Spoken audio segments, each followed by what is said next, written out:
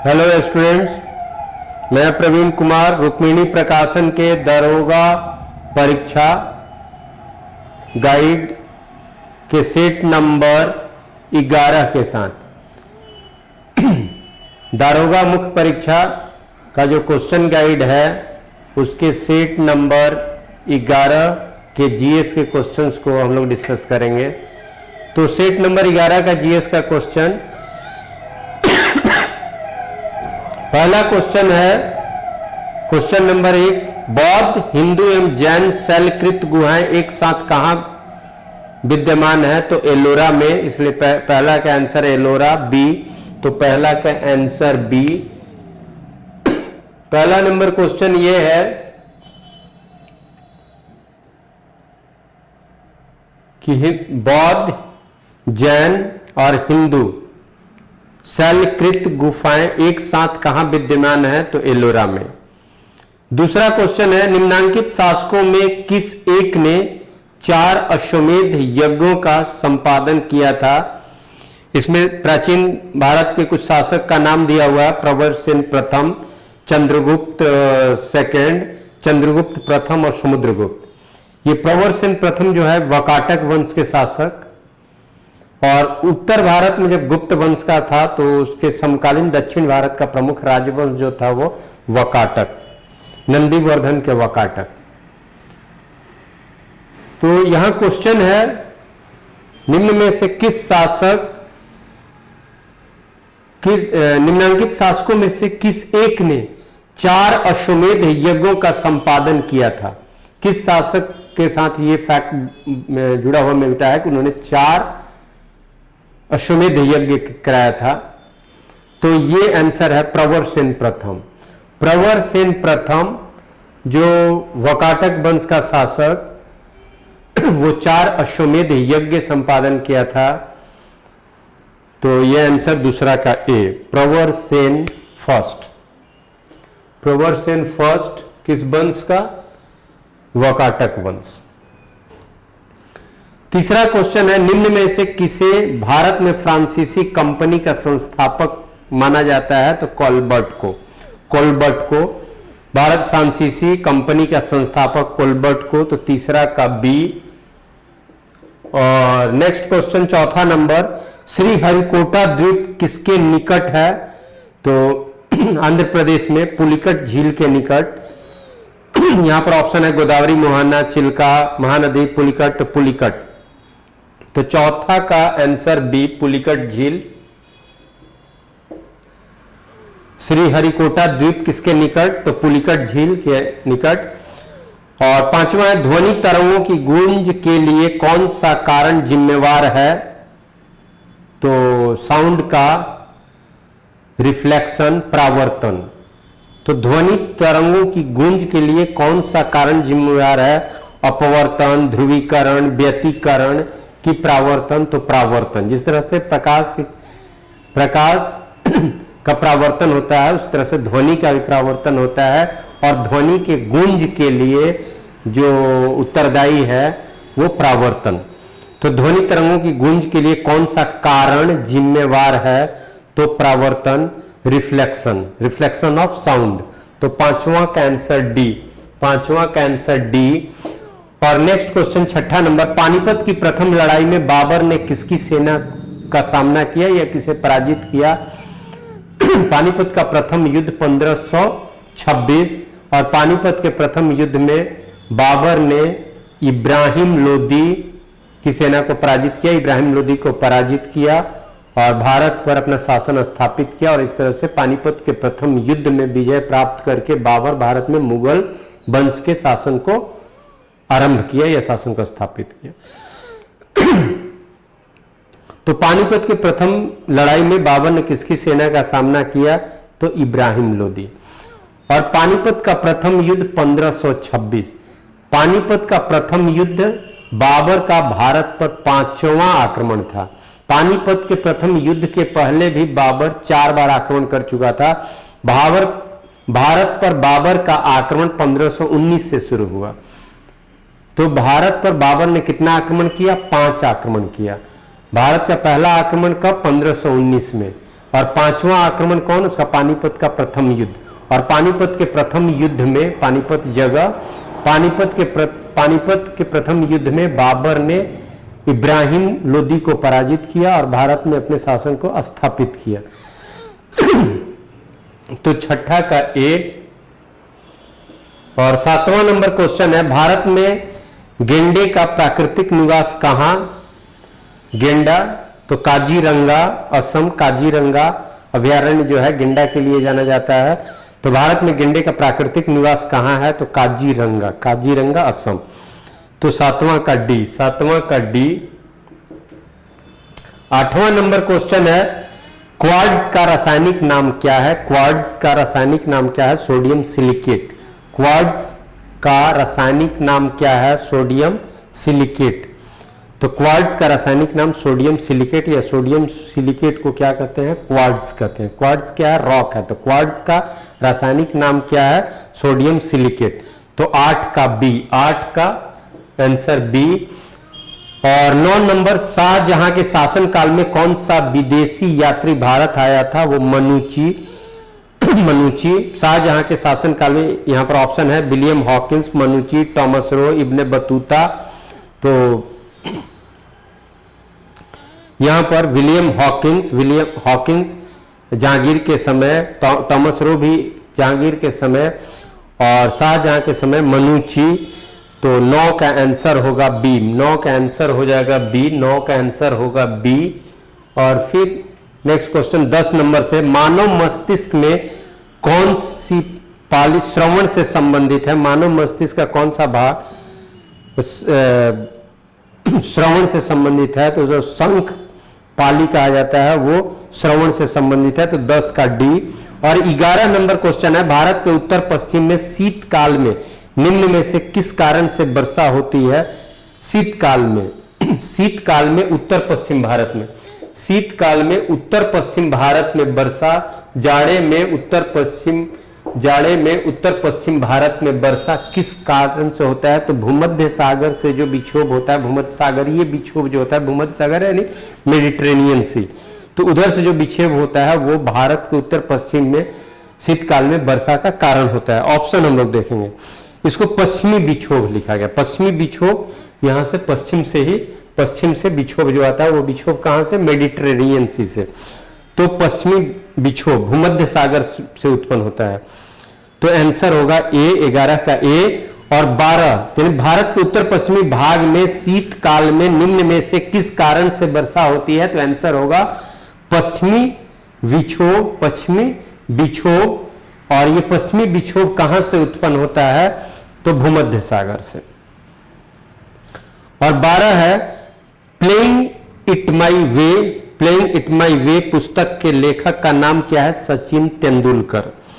तो सचिन तेंदुलकर की पुस्तक playing it my way, playing it my way, way माने तरीका, रास्ता।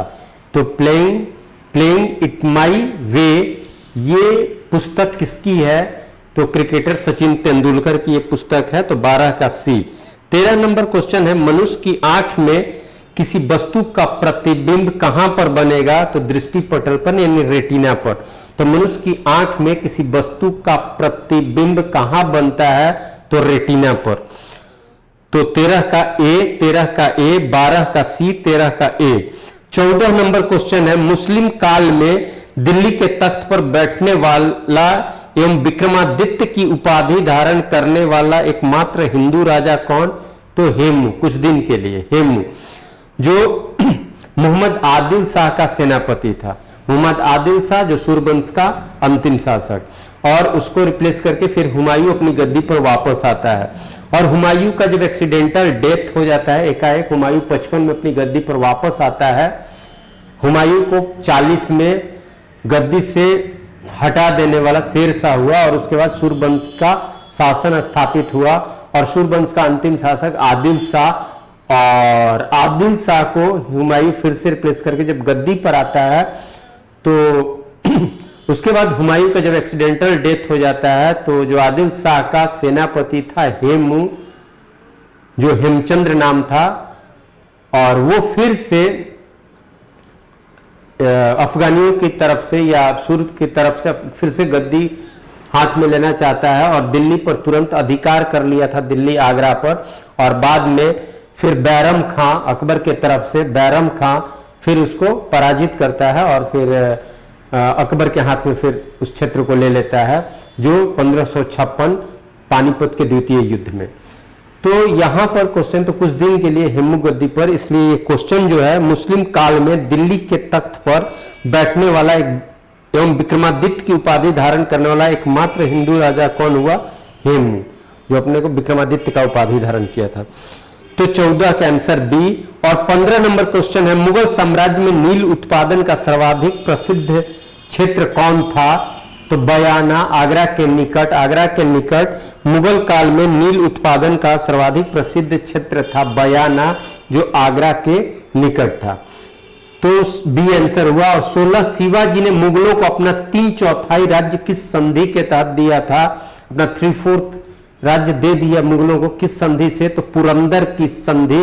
और ये पुरंदर की संधि 1665 में मुगल के तरफ से जय सिंह और शिवाजी के, मतलब मराठा के शिवाजी के बीच, शिवाजी और जय सिंह यानी मुगल का कमांडर, तो उसके बीच में एक संधि हुआ और उस संधि के तहत शिवाजी को अपना एक बड़ा भाग मुगलों को सौंपना पड़ा। तो वो संधि कौन थी? पुरंदर की संधि। और पुरंदर की संधि कब? तो 1665 में। ये क्वेश्चन हो सकता है पुरंदर की संधि किसके बीच? मुगल और मराठा के बीच। पुरंदर की संधि किसके बीच? अगर पर्सनालिटी बेस बोले तो शिवाजी और जयसिंह के बीच पुरंदर की संधि कब? 1665।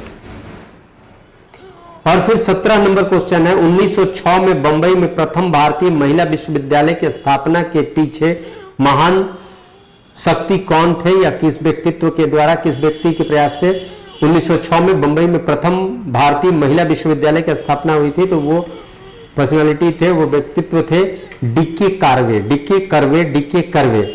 तो 17 का आंसर ए। 1906 में बंबई में प्रथम भारतीय महिला विश्वविद्यालय की स्थापना के पीछे महान शक्ति कौन थे? तो डीके कर्वे। तो 17 का ए। और 18 नंबर क्वेश्चन है, प्रारंभिक हड़प्पा स्तरों में से एक ही खेत में साथ साथ 2 फसलों के उगने का साक्ष्य मिला है, वो कहां से? तो कालीबंगा से, जो राजस्थान में हड़प्पा सभ्यता का एक साइट, एक स्थल कालीबंगा जो राजस्थान में है, वहां से एक ही साथ 2 फसलों के उगाने का साक्ष्य मिला है। और एक क्वेश्चन और आता है कि जुते हुए खेत का, प्लॉड फील्ड का पहला एविडेंस कहां से मिला है? तो कालीबंगा से। और पूछेगा कि खेत का कल्टीवेटेड लैंड का पहला साक्ष्य कहां से? तो वो फिर मेहरगढ़ हो जाता है, मेहरगढ़। तो जूते हुए खेत का पहला साक्ष्य कहां से? तो फिर हम लोग बोलेंगे कालीबंगा से। और यहां फिर आप एक साथ 2 फसलों के उगाने का साक्ष्य भी कहां से? कालीबंगा से। कालीबंगा कहां? राजस्थान। अब है 19 नंबर क्वेश्चन, किसके अनुसार मौर्य के शासन काल में जहाज रानी पर राज्य का एकाधिकार था? राज्य का एकाधिकार था, यानी जहाज रानी, यहां कहने का मतलब कि सी एरिया से जाना या फिर जल मार्ग पर पूरी तरह से राज्य का एकाधिकार था।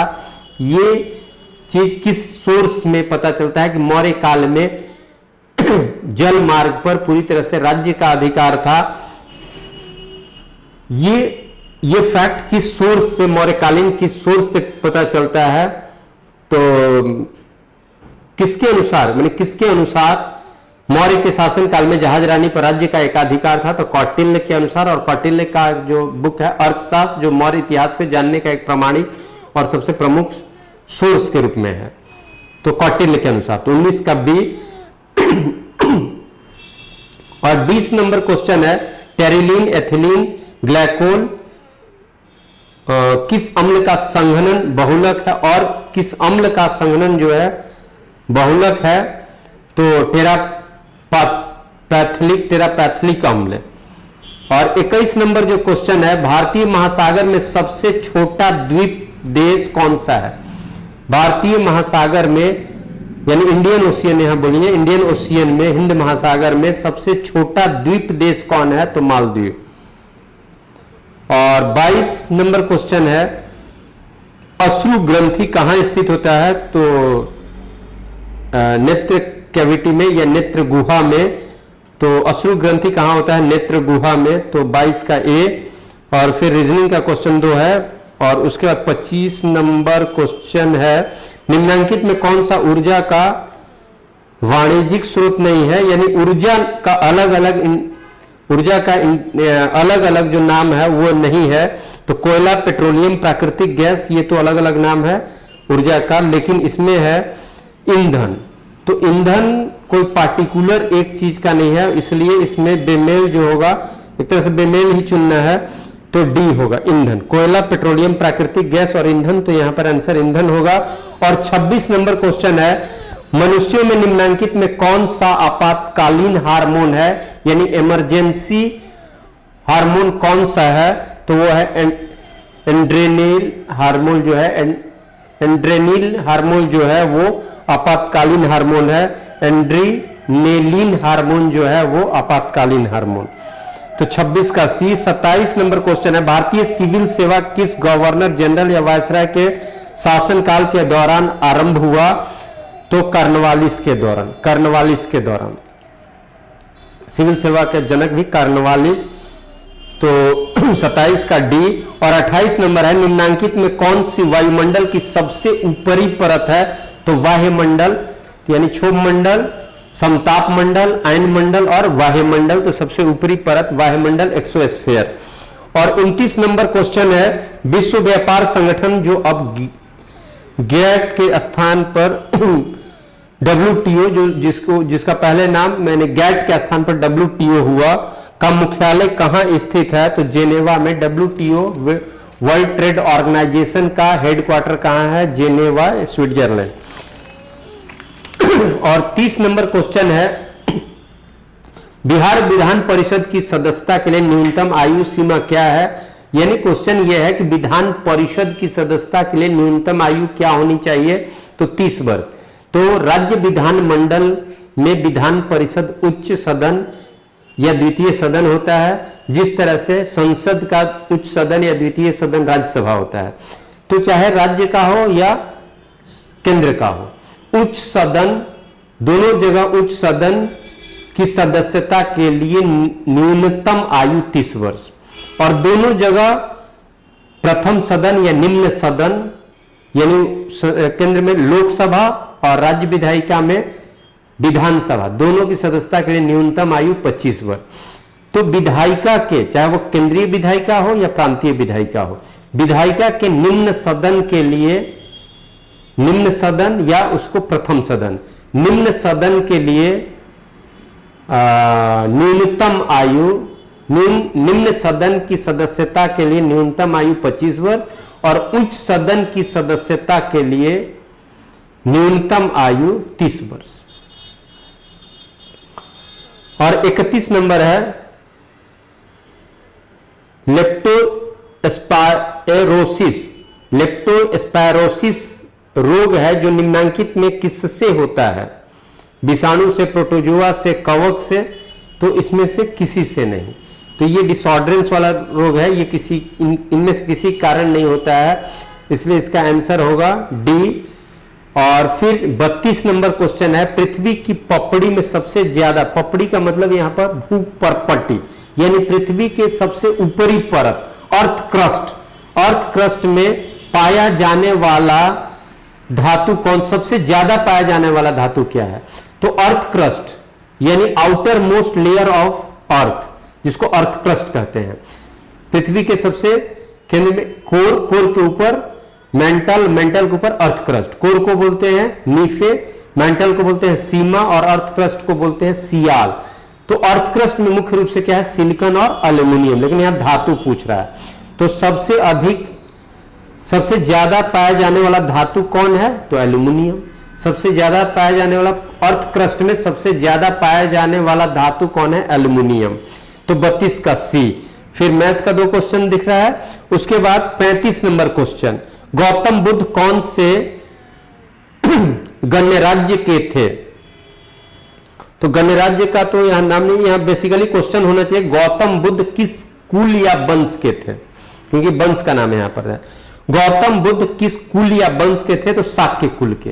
किस गण्यराज्य के थे? तो कपिल वस्तु गणराज्य के।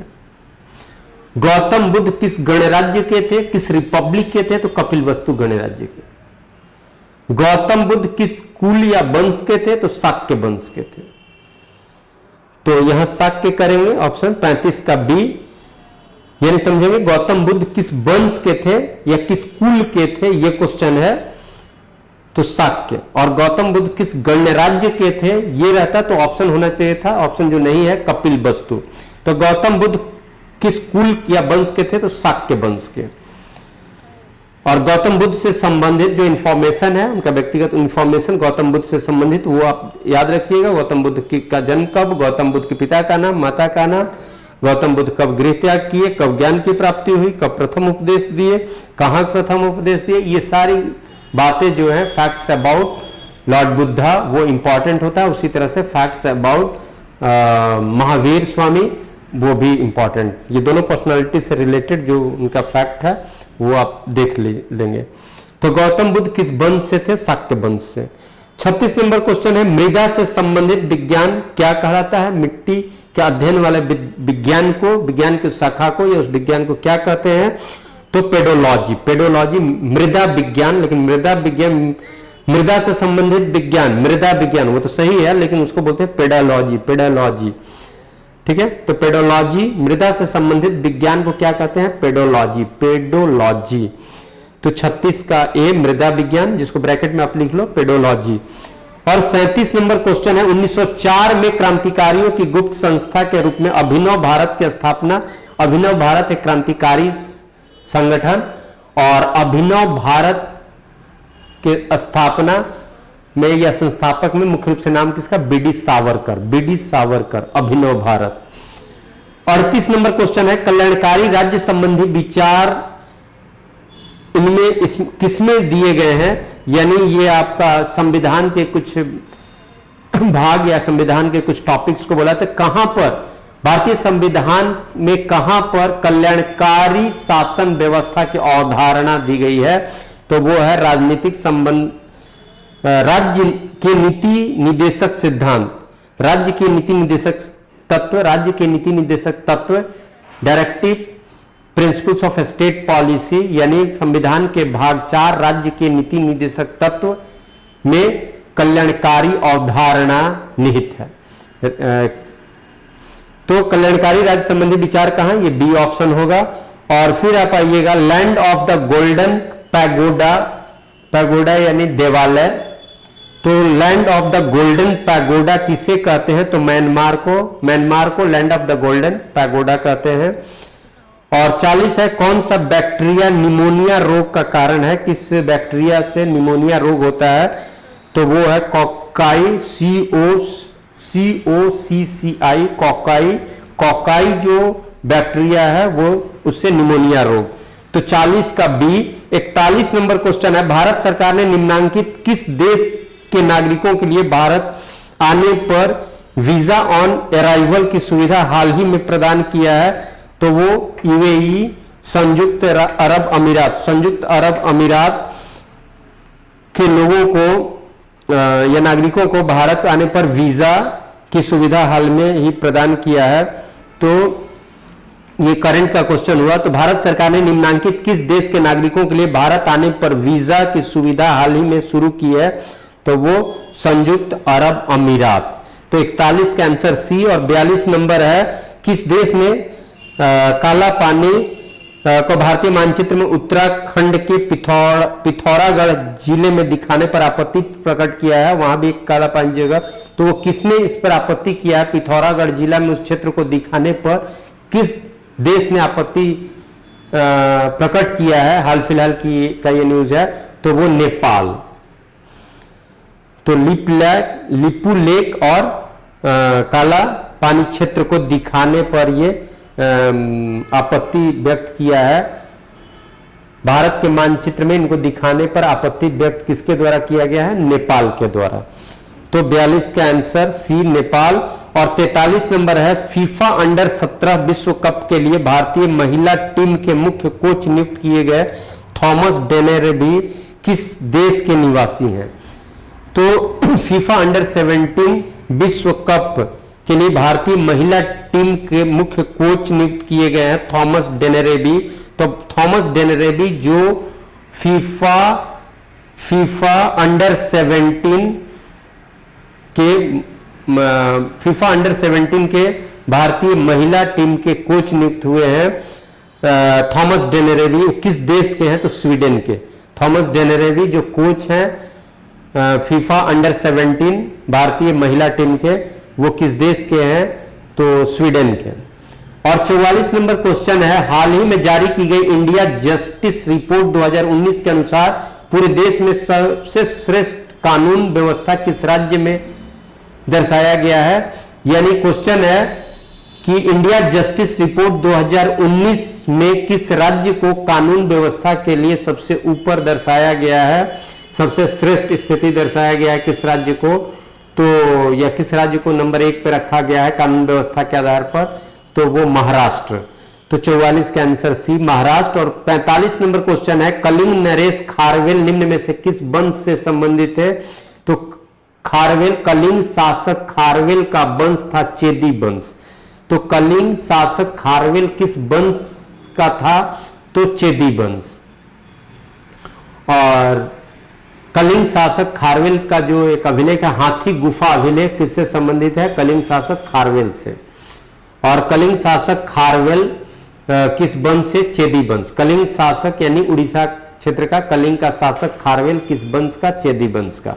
46 नंबर क्वेश्चन है, निम्न में से कौन सा जोड़ा सुमेलित है? हौज खास, अलाउद्दीन खिलजी, सीरी फोर्ट इल्तुतमिश, कुतुब मीनार, मोहम्मद बिन तुगलक, तुगलकाबाद, अलाउद्दीन खिलजी। इसमें से सुमेलित बस पहला है हौज खास अलाउद्दीन खिलजी। और 47 नंबर क्वेश्चन है, सिख राज्य का अंतिम राजा कौन हुआ? तो राजा रणजीत सिंह के बाद सिख राज्य का राजा हुआ दलीप सिंह। तो सिख राज्य का अंतिम राजा दलीप सिंह हुए। और राजा रणजीत सिंह के बाद अंग्रेजों ने सिख राज्य को हड़पने का अपना चाल चलना शुरू किया और दलीप सिंह के काल में धीरे धीरे सिख राज्य का विलय अंग्रेजी राज्य में हुआ। और अंग्रेज और सिखों के बीच में 2 युद्ध होता है, 2 आंग्ल सिख युद्ध होता है। तो सिख राज्य का अंतिम राजा कौन? दलीप सिंह, राजा दलीप सिंह, सिख राज्य के अंतिम राजा। फिर 48 नंबर क्वेश्चन है, राममोहन राय को राजा का उपाधि, राममोहन राय जो सबसे बड़े समाज सुधारक राममोहन राय को राजा का उपाधि किसने दिया था? तो मुगल बादशाह अकबर द्वितीय ने दिया था। मुगल बादशाह अकबर द्वितीय ने समाज सुधारक राममोहन राय को राजा का उपाधि दिया था। मुगल बादशाह अकबर सेकंड ने समाज सुधारक राममोहन राय को राजा का उपाधि दिया था। और मुगल शासक अकबर द्वितीय का शासनकाल 1806 से 1837। तो 48 का आंसर बी। 49 नंबर क्वेश्चन है, निम्नांकित में कौन कैबिनेट मिशन के भारत पहुंचने पर भारतीय राष्ट्रीय कांग्रेस का अध्यक्ष था? यानी कैबिनेट मिशन 1946 में भारत आया था। और कैबिनेट मिशन जब भारत आया था उस समय इंडियन नेशनल कांग्रेस के अध्यक्ष कौन थे? तो उस समय इंडियन नेशनल कांग्रेस के अध्यक्ष अबुल कलाम आजाद थे, अबुल कलाम आजाद। और मौलाना अबुल कलाम आजाद कांग्रेस का अध्यक्ष 1940 से 1946 तक रहे। और फिर 1946 जुलाई 1946 से सितंबर 1946 तक कांग्रेस के अध्यक्ष जवाहरलाल नेहरू रहे। और सितंबर 1946 से 1947 तक कांग्रेस के अध्यक्ष फिर जेबी कृपलानी रहे। तो जब भारत स्वतंत्र हुआ उस समय कांग्रेस के अध्यक्ष जेबी कृपलानी थे। और यहां पर क्वेश्चन है कि कैबिनेट मिशन जब आया था उस समय इंडियन नेशनल कांग्रेस के अध्यक्ष कौन थे? अबुल कलाम आजाद। और फिर मैथ्स का क्वेश्चन है। और फिर 56 नंबर क्वेश्चन हम लोग जनरल स्टडीज का दिख रहा है, कार्बन की न्यूनतम मात्रा निम्न में से किसमें होता है? इस्पात में, कच्चा लोहा में, पिटवा लोहा में, ढलवा लोहा में। तो कार्बन की न्यूनतम मात्रा किसमें? तो कार्बन की न्यूनतम मात्रा किसमें? तो पिटवा लोहा में। कार्बन की सबसे कम मात्रा पिटवा लोहा में, उससे ज्यादा होगा इस्पात में और उससे ज्यादा होगा ढलवा लोहा में। तो कार्बन का सबसे कम मात्रा पिटवा लोहा और सबसे अधिक मात्रा होगा ढलवा लोहा में, और पिटवा लोहा से ज्यादा और ढलवा लोहा से कम कार्बन की मात्रा होता है इस्पात में। तो 56 का आंसर कार्बन की न्यूनतम मात्रा इनमें जो दिया गया है उसमें सबसे कम कार्बन की मात्रा किसमें रहेगा, तो पिटवा लोहा में। तो सी 57 नंबर क्वेश्चन है, कठोर जल को उबालने के लिए इस्तेमाल में लाए जाने वाला विद्युत उपकरण के तापन अवयव पर जमने वाली सफेद परत में क्या होता है, तो कैल्शियम तथा मैग्नीशियम का लवण। कठोर जल को उबालने के लिए इस्तेमाल में लाया जाने वाला जो विद्युत उपकरण होगा उसके हीटिंग एलिमेंट पर या कॉइल पर जो सफेद परत जमा हो जाएगा वो आखिर होता क्या है, तो कैल्शियम और मैग्नीशियम का लवण, कैल्शियम तथा मैग्नीशियम का लवण। तो 57 का आंसर सी। और 58 नंबर क्वेश्चन है, फ्लोरेसेंट ट्यूब यानी प्रदीप्त नली में साधारणतया काम में लाया जाने वाला पदार्थ क्या होता है, तो मरकरी और आर्गन। तो 58 का सी। तो फ्लोरेसेंट ट्यूब में प्रदीप्त नली में साधारणतया काम में लाए जाने वाला पदार्थ कौन होता है, तो पारद वाष्प और आर्गन, जो सी में दिया हुआ है। तो 58 का सी होगा, मरकरी और आर्गन। और 59 नंबर क्वेश्चन है, लकड़ियों के जलने से निकलने वाली मुख्य गैस, लकड़ी के जलाने पर मुख्य रूप से कौन सा गैस निकलेगा, तो कार्बन डाइऑक्साइड। तो 59 का सी। और वाहन से पूछे कि वाहन से कौन सा गैस निकलता है वाहन से, तो कार्बन मोनोऑक्साइड। कार्बन मोनोऑक्साइड वाहन से यानी व्हीकल से, मोटर व्हीकल से, और लकड़ी जलने से कार्बन डाइऑक्साइड, लकड़ी जलने से कार्बन डाइऑक्साइड और मोटर व्हीकल से कार्बन मोनोऑक्साइड। 60 नंबर, अधोलिखित में नीचे लिखित में कौन अधिकार सिविल अधिकार नहीं है, तो मतदान का अधिकार, संविदा का अधिकार, संपत्ति का अधिकार, न्यायालय में जाने का अधिकार। तो देखिए सिविल अधिकार जो ये मतदान का अधिकार जो है इसको राजनीतिक अधिकार कहते हैं। मतदान का अधिकार जो है नागरिक अधिकार नहीं, इसको क्या कहते हैं, राजनीतिक अधिकार। तो यहां पर होगा मतदान का अधिकार। और फिर 61 नंबर क्वेश्चन है, किस प्रणाली में व्यवस्थापिका का राष्ट्रपति से पृथक एक स्वतंत्र अस्तित्व होता है। ये राष्ट्रपति का मतलब यहां पर हेड ऑफ एग्जीक्यूटिव कर रहा है। तो वैसी शासन प्रणाली जिसमें एग्जीक्यूटिव कार्यपालिका का प्रमुख विधायिका से एकदम सेपरेट होगा, तो इस व्यवस्था को अध्यक्षात्मक शासन प्रणाली। अध्यक्षात्मक शासन प्रणाली में कार्यपालिका और विधायिका यानी एग्जीक्यूटिव और लेजिस्लेचर अपनी अपनी भूमिका में पृथक होते हैं, जबकि संसदीय शासन प्रणाली में कार्यपालिका विधायिका के प्रति उत्तरदायी होता है और सीधे जुड़ा होता है। यह हो गया संसदीय शासन प्रणाली। तो किसमें अलग रहेगा, तो अध्यक्षात्मक शासन प्रणाली। तो 61 का बी। और 62 नंबर क्वेश्चन है, रीजेनरेशन मिलता है किस प्राणी में। रीजेनरेशन का मतलब होता है कि उस प्राणी, उसका कोई अंग अगर कहीं से टूटता है, कटता है, तो फिर वो नया शरीर उस अंग से तैयार हो जाता है, इसको रीजेनरेशन कहते हैं। अंग से नया शरीर फिर तैयार हो जाना, किसी भी शरीर के किसी भी खंड से फिर नया अंग तैयार हो जाना, इसको रीजेनरेशन कहते हैं। और ये कहां मिलेगा, किस प्राणी में, निम्न में से किस में, तो प्लेनेरिया में रीजेनरेशन मिलता है। प्लेनेरिया, ये याद रखिएगा, प्लेनेरिया में रीजेनरेशन। तो 62 का डी। और 63 है, फ्लोएम द्वारा खाद्य पदार्थ मुख्यतः स्थानांतरित होता है, तो सुक्रोज के रूप में। फ्लोएम द्वारा खाद्य पदार्थ मुख्यतः स्थानांतरित होता है।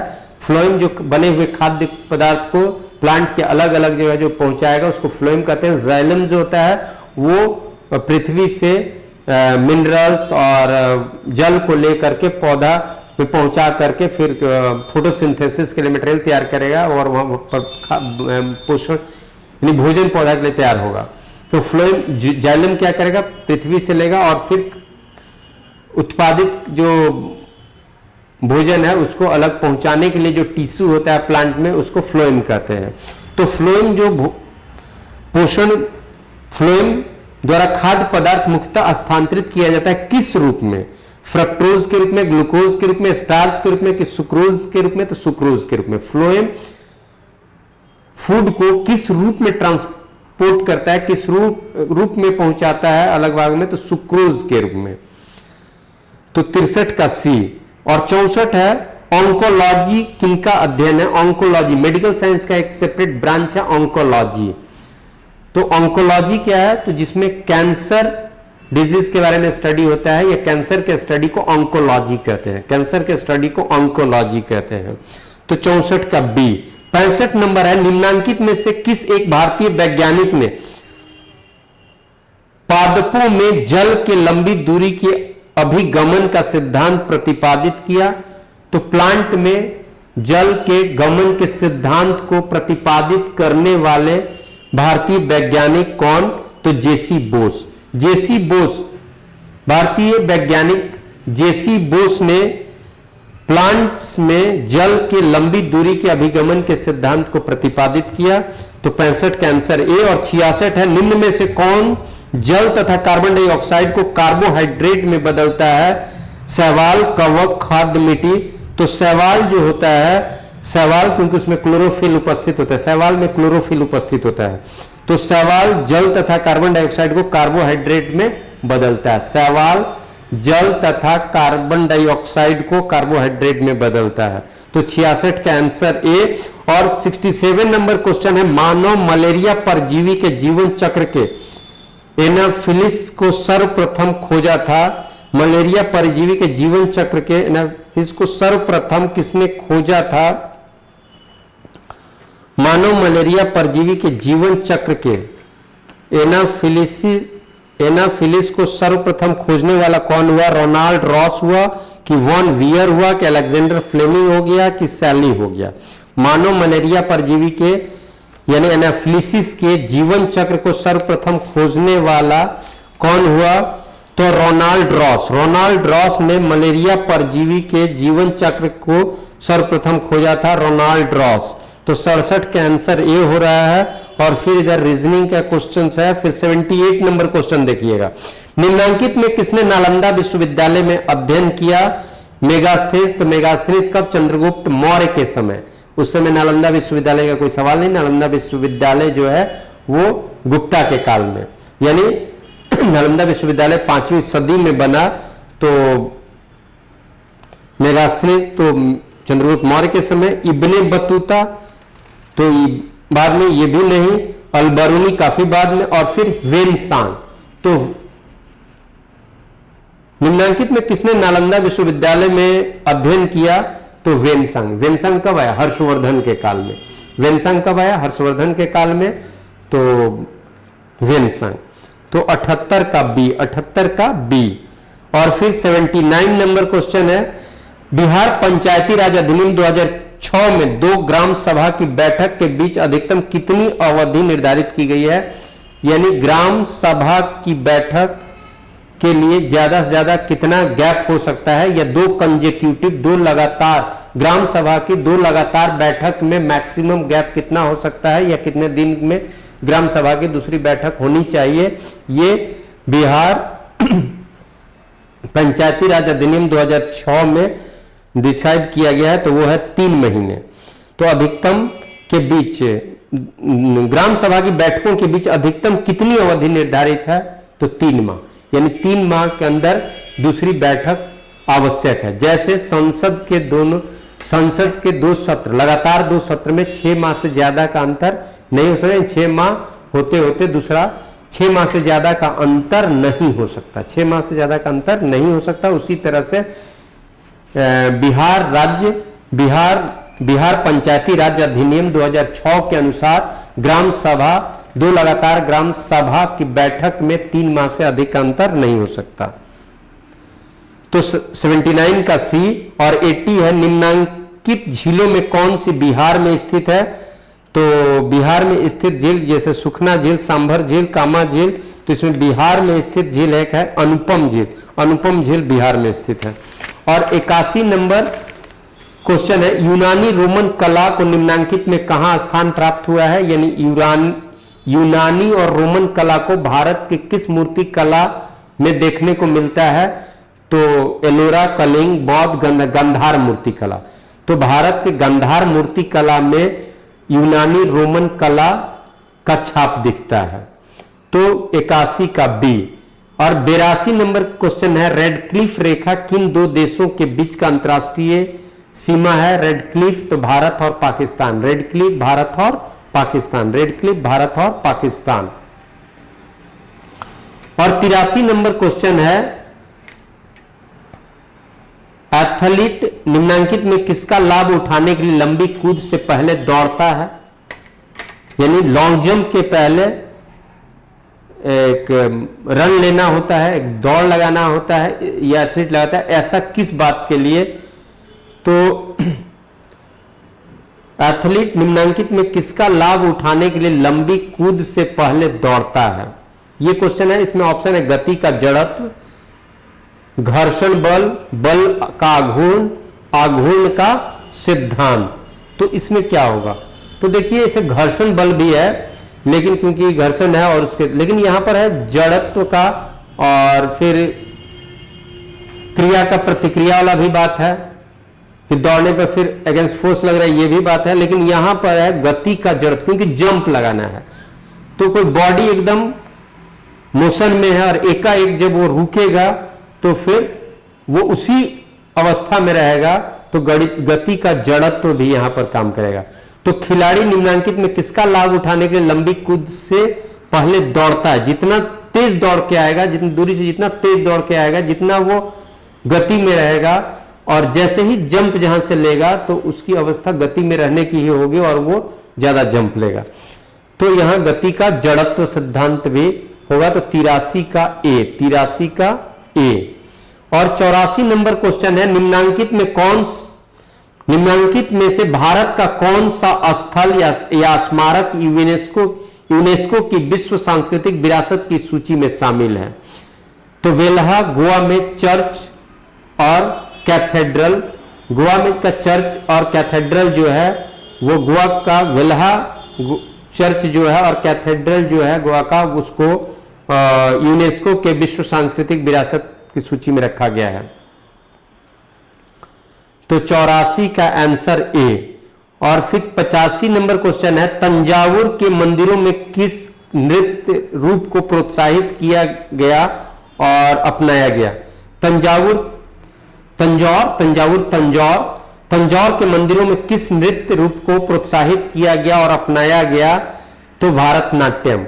और भारतनाट्यम नृत्य कहां का, तो तमिलनाडु का।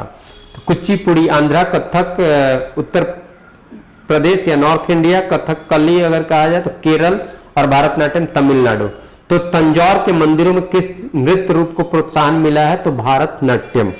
फिर 86 नंबर क्वेश्चन में वैज्ञानिक और खोज है। तो कॉपरनिकस से रिलेटेड जो खोज है वो सूर्य केंद्रीय सिद्धांत, यानी सूर्य केंद्र में है और बाकी जो खगोलीय पिंड है उसके चारों तरफ घूमते हैं, ये कॉपरनिकस बोला।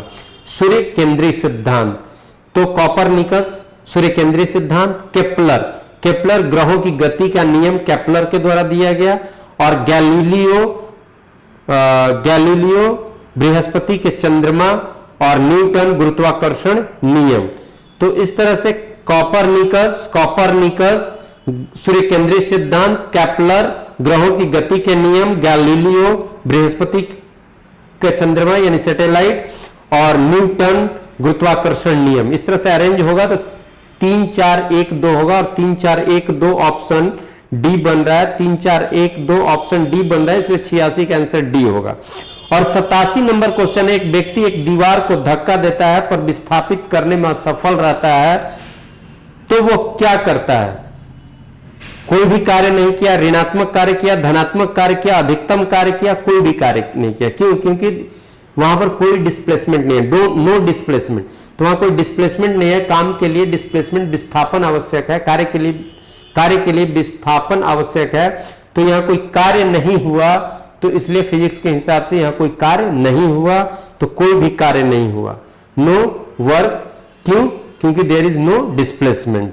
तो 87 का ए, 87 का ए। और 88 नंबर क्वेश्चन है, अगर किसी झील के तल से ऊपर आते बुलबुले के आयतन में वृद्धि होती है तो उस बुलबुले पर लगने वाला दाब, जब आयतन में वृद्धि यानी बुलबुला बड़ा हुआ तो उस पर लगने वाला दाब क्या होगा? कम होगा, क्योंकि दाब क्या हो? फोर्स बटे एरिया। तो जब एरिया बढ़ गया, फोर्स तो वही है, तो दाब क्या हो जाएगा? कम हो जाएगा। तो अगर किसी झील के तल के ऊपर आने वाले बुलबुले के आयतन में वृद्धि होती है तो उस बुलबुले पर लगने वाला दाब क्या होगा? कम होगा। तो ए, उसका कारण क्या? आयतन बढ़ा, तो आयतन बढ़ा तो उसका एरिया बढ़ गया, और जब एरिया बढ़ा तो फोर्स तो वही है, तो जब फोर्स वही है तो दाब कम हो गया। तो यहां 88 का ए। और 89 नंबर क्वेश्चन है, पशु और पौधों की जाति में सबसे बड़ी विविधता कहां पाई जाती है? यानी पशु पौधा की जाति में, यानी पशु और पौधा में अंतर नहीं, यानी डिफरेंट टाइप के एनिमल्स, डिफरेंट टाइप के प्लांट्स, ये देखने को निम्न में कहां मिलेगा? तो उष्ण कटिबंधीय आर्द्र वन, उष्ण कटिबंधीय आर्द्र व मोइस्ट उष्ण कटिबंधीय, यानी उष्ण कटिबंध में, उष्ण कटिबंध में जो वन मिलता है जो एवरग्रीन फॉरेस्ट कहलाएगा। उष्ण कटिबंध यानी कर्क रेखा से मकर रेखा, और वहां पर हमेशा तापमान ज्यादा रहेगा, वहां अवेलेबिलिटी ऑफ वाटर भी है, तो ज्यादा तापमान है तो उसमें ज्यादा वहां पर ह्यूमिडिटी है, वायु, और वहां पर वर्षा भी, सालों वर्षा, हेवी रेन, ओवरऑल ईयर, पूरे साल में हमेशा ज्यादा वर्षा, सालों उच्च तापमान और ज्यादा आर्द्रता, ह्यूमिडिटी। अब इसके कारण वहां पर बड़ा घना वन होता है, और उस वन की लकड़ी जो होती है, वुड जो होता है, वुड ऑफ द ट्री जो वहां का जो होगा वो बड़ा हार्ड होगा, और वहां डिफरेंट टाइप के एनिमल्स भी होंगे, तो इसलिए उसको विविधता का भौगोलिक क्षेत्र माना जाता है, विविधता का। तो सबसे ज्यादा जैव विविधता, क्योंकि जैव अगर आप कहते हैं तो प्राणी और पादप यानी प्लांट दोनों आता है, वनस्पति और प्राणी दोनों। तो सर्वाधिक जैव विविधता डाइवर्सिटीज ऑफ लाइफ सबसे ज्यादा कहां पर मिलता है? सर्वाधिक जैव विविधता कहां पर? तो उष्ण कटिबंधीय वन में, उष्ण कटिबंधीय वन में खास करके, और ज्यादा कहां? तो विषुवतीय क्षेत्र में, विषुवतीय वन यानी उष्ण कटिबंध में ही विषुवत रेखा के आसपास के विषुवतीय क्षेत्र, तो खास करके इक्वेटोरियल रीजन में, तो उष्ण कटिबंधीय आर्द्र वन। तो 89 का आंसर बी। और 90 नंबर क्वेश्चन है, पश्चिम बंगाल में रानीगंज क्षेत्र किस लिए विख्यात है? तो कोयला क्षेत्र के लिए। और 91 नंबर 91 नंबर पे जो क्वेश्चन है, सदाबहार बरसाती वन मुख्यतः सुवितरित वार्षिक वर्षा के लिए, यानी जो एवरग्रीन फॉरेस्ट, वो उसी तरह का जिस तरह का हम लोग उष्ण कटिबंध की बात कर रहे हैं। तो एवरग्रीन फॉरेस्ट के लिए वर्षा का क्या रेंज होना चाहिए? तो हम 200 सेंटीमीटर से अधिक वर्षा, वहां ज्यादा वर्षा तभी एवरग्रीन फॉरेस्ट। उष्ण कटिबंधीय वन की स्थिति के लिए या उस तरह के वन की स्थिति के लिए रेनफॉल कितना? तो मोर देन 200 सेंटीमीटर, तो 200 सेंटीमीटर से अधिक। तो 91 का डी। और 92 नंबर क्वेश्चन है, निम्नांकित में से अंतरदेशीय नदी बंदरगाह कौन सा है? अंतरदेशीय नदी बंदरगाह कौन है? तो अंतरदेशीय का मतलब इनलैंड हो गया, तो इनलैंड नदी बंदरगाह यहां पर कौन है? तो कोलकाता। और फिर 93 नंबर क्वेश्चन है, विश्व स्वास्थ्य दिवस कब मनाया जाता है? विश्व स्वास्थ्य दिवस, वर्ल्ड हेल्थ डे कब मनाया जाता है? तो 7 अप्रैल को, विश्व स्वास्थ्य दिवस 7 अप्रैल को। तो ए, 93 का ए। और 94 नंबर में फिर दो सूची है, उसको मिलाना है, और एक तरफ जगह है और एक तरफ कुछ उद्योग का नाम है, तो कौन सी जगह से कौन सा उद्योग संबंधित है वो हम लोग को मैच कराना है। अंबाला, तो अंबाला ये खास करके फर्टिलाइजर इंडस्ट्री के लिए जाना जाता है, तो उर्वरक। मोदी नगर ये रबड़ उद्योग के लिए जाना जाता है, और बराबंकी ये एक्सप्लोजर के लिए जाना, विस्फोटक के लिए जाना जाता है, और कानपुर ये पॉलीफाइबर के लिए जाना जाता है। तो 2 3 4 1 और 2 3 4 1 आपका बी ऑप्शन पर अरेंज्ड है, बी ऑप्शन पर अरेंज्ड है, इसलिए 94 का आंसर बी होगा। और यानी अंबाला उर्वरक, मोदी नगर रबड़, बाराबंकी विस्फोटक और कानपुर पॉलीफाइबर। तो बी 2 3 4 1। 95 नंबर जो क्वेश्चन है उसमें दो कथन दिया गया है और फिर कथन को देखना है कि दोनों सही है कि वो सही है कि कोई सही नहीं है, इस तरह का। पहला जो कथन है, शांति के समय शौर्य के लिए दिया जाने वाला पुरस्कार शौर्य चक्र है। ये सही है। शांति के समय वीरता पुरस्कार देने के सबसे जो शांति काल में जो वीरता पुरस्कार दिया जाता है वो शौर्य चक्र है।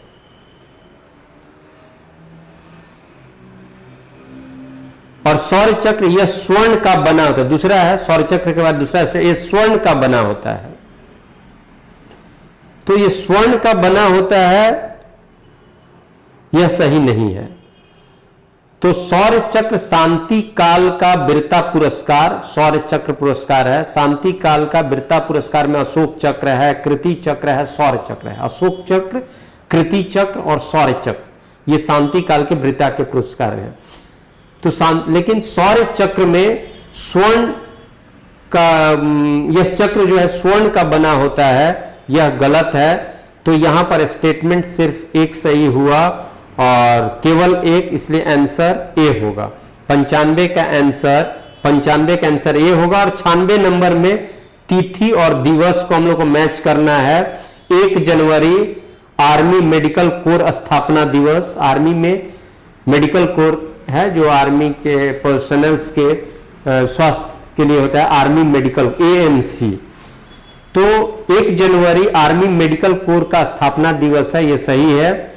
और 1 जनवरी आर्मी मेडिकल कोर स्थापना दिवस, 9 जनवरी प्रवासी भारतीय दिवस, 12 जनवरी राष्ट्रीय युवा दिवस और 15 जनवरी थल सेना दिवस। ये ऑलरेडी अरेंज्ड है। तो 1 जनवरी आर्मी मेडिकल कोर स्थापना दिवस सही है। 9 जनवरी प्रवासी भारतीय दिवस ये भी सही है। 12 जनवरी राष्ट्रीय युवा दिवस ये भी सही है। और 15 जनवरी थल सेना दिवस ये भी सही है। सब जनवरी का ही है, इसलिए मंथ वाइज आप डे याद कीजिए। तो ये बहुत अच्छा अरेंजमेंट है। 1 जनवरी, 9 जनवरी, 12 जनवरी और 15 जनवरी, और ये ऑलरेडी अरेंज्ड दिखाया गया है। तो 96 का आंसर ए हुआ। 96 का आंसर ए हुआ। और 97 नंबर क्वेश्चन में दो स्टेटमेंट फिर है। राष्ट्रीय इंडियन मिलिट्री कॉलेज देहरादून की स्थापना 13 मार्च 1922 को की गई, यह सही स्टेटमेंट है। दूसरा स्टेटमेंट है, यह संस्थान राष्ट्रीय रक्षा अकादमी खड़गवासला पुणे के एक सहयोगी संस्था के रूप में काम कर रहा है, यह भी सही है। इसलिए 97 का दोनों कथन सही है, इसलिए आंसर सी होगा। 1 और 2 दोनों सही है। 98 नंबर में 2 स्टेटमेंट है। भारतीय राष्ट्रीय अंतरिक्ष अनुसंधान समिति 1962 में गठित की गई, सही है। भारतीय राष्ट्रीय अंतरिक्ष अनुसंधान समिति 1962 में गठित की गई थी, यह सही है। और फिर दूसरा है, नवंबर 1965 में पहला साउंडिंग रिकॉर्ड प्रक्षेपित किया गया। नवंबर 1965 में पहला नवंबर 1965 में पहला साउंडिंग रॉकेट प्रक्षेपित किया गया। यह स्टेटमेंट गलत इसलिए है क्योंकि ईयर जो 1965 है वो सही है 1963, लेकिन वहां 65 है, इसलिए ये आर वाला जो स्टेटमेंट है वो गलत है। तो सिर्फ ए सही है, तो ए सही परंतु आर गलत, ऐसा सी में दिया हुआ है, तो ऑप्शन हमारा सी होगा। और 99 नंबर में एक तरफ कमेटी और कमीशन है, दूसरे तरफ संबंधित विषय है। तो सुरेश तेंदुलकर समिति किस बात के लिए? तो गरीबी रेखा के डिसाइड करने के लिए सुरेश तेंदुलकर समिति।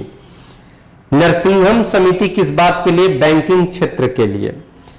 राज चलैया समिति किस फील्ड का? तो टैक्स रिफॉर्म्स के लिए, कर सुधार के लिए।